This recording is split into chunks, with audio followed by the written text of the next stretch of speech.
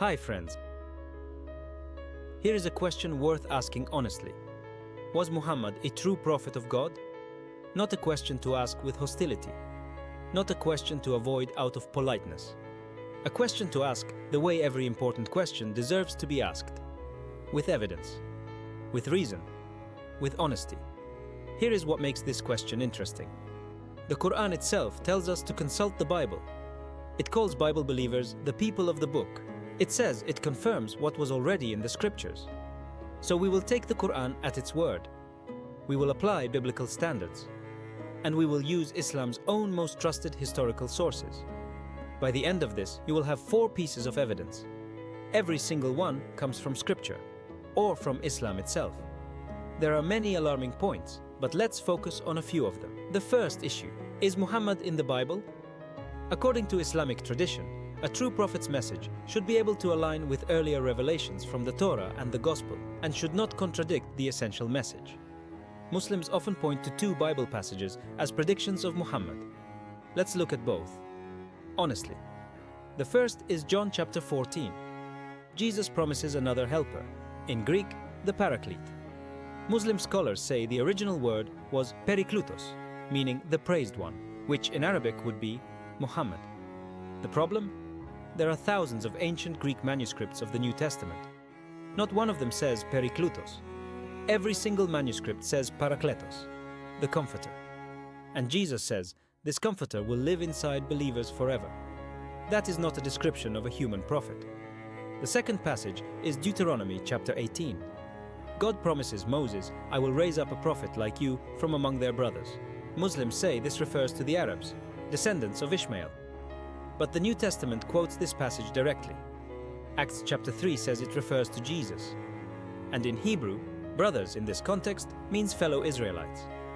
The Bible does not predict Muhammad anywhere. The second issue: what really happened in the cave? This is the heart of the story. In the year 610 AD, Muhammad was alone in a cave called Hira. Something appeared to him. And what happened next is recorded in Sahih Bukhari. That is Islam's most authoritative source, not a critic. Islam itself. Here is what the record says. Muhammad was seized and compressed, squeezed violently, 3 times. He thought he was going to die. He fled the cave in absolute terror. His first words were, "I fear something bad has happened to me." He believed he might be possessed by a demon. He considered throwing himself off the mountain. It was not God who reassured him. It was his wife, Khadija, and her elderly Christian cousin, Waraqah. They told him it was Gabriel. Muhammad did not know what it was. Now compare that to the biblical Gabriel. When Gabriel appeared to Mary, he said, "Do not be afraid." When he appeared to Daniel, he said, "I have come to give you understanding." When he appeared to Zechariah, he said, "I am Gabriel, I stand in God's presence." The biblical Gabriel always identified himself immediately. He always brought calm, not terror, not suicidal despair. The Apostle Paul wrote 6 centuries before Muhammad was born, Satan himself masquerades as an angel of light. 2 Corinthians 11:14. And then this, perhaps the most precise warning in all of Scripture: if even an angel from heaven preaches a different gospel, let him be accursed. Galatians 1:8. The being in the cave preached a very different gospel. It denied the crucifixion of Jesus. It denied the Trinity. It denied Christ's divinity.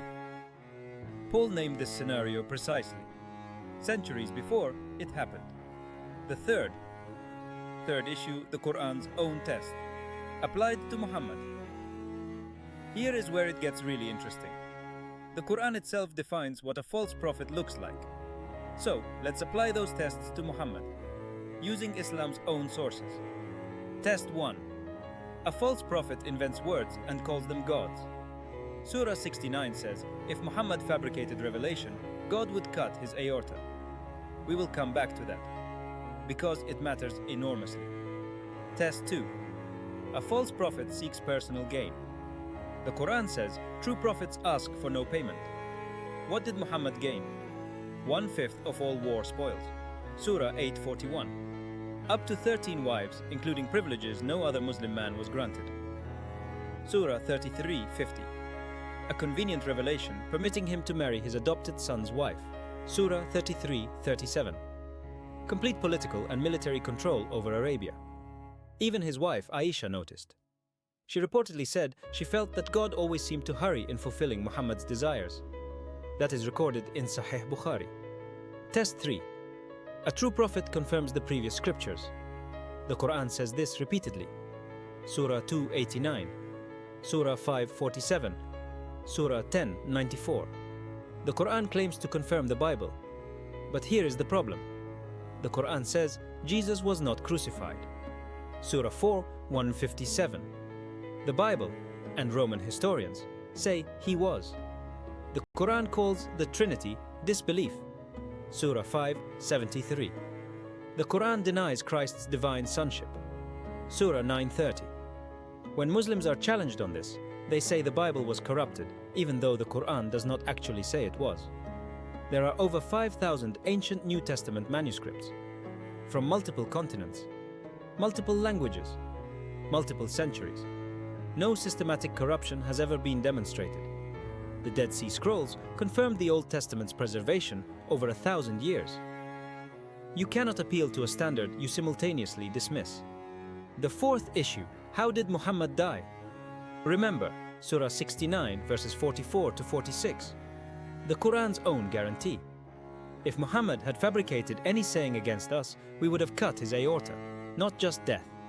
Specifically, aortic severance, the cutting of the main artery from the heart. So, how did Muhammad actually die? Both are Islam's most trusted sources. From Islamic sources. Sahih Bukhari, Sunan Abu Dawud. In 628 AD, Muhammad's forces conquered a Jewish settlement called Khaybar. A Jewish woman named Zainab bint al-Harith had watched Muhammad's men kill her father, her husband, and her uncle. She prepared a lamb for Muhammad. She poisoned it. Her reasoning was recorded. If he is a true prophet, he will be warned. If he is just a king, I will be rid of him. Muhammad ate the meat. He sensed something wrong and spat it out. His companion Bishr ate more. Bishr died. Muhammad survived that day. But 3 years later, in 632 AD, he was dying. And in his final illness, he spoke. "O Aisha, I still feel the pain from the food I ate at Khaybar. This is the time when that poison has cut my aorta." Those are his words, recorded in Sahih Bukhari, Islam's most trusted source. The Quran said, "A false prophet dies by aortic severance." Muhammad died describing exactly that, in his own words, using the Quran's own language. This is not an argument made by critics. It comes entirely from Islamic sources. Conclusion, the evidence. The question.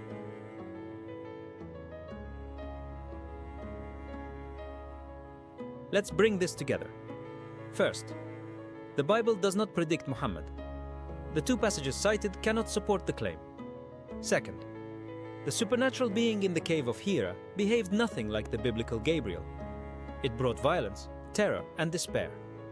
Paul warned about exactly this kind of encounter. Third, the Quran's own tests for false prophethood raise serious questions. Most critically, it claims to confirm a Bible it directly contradicts.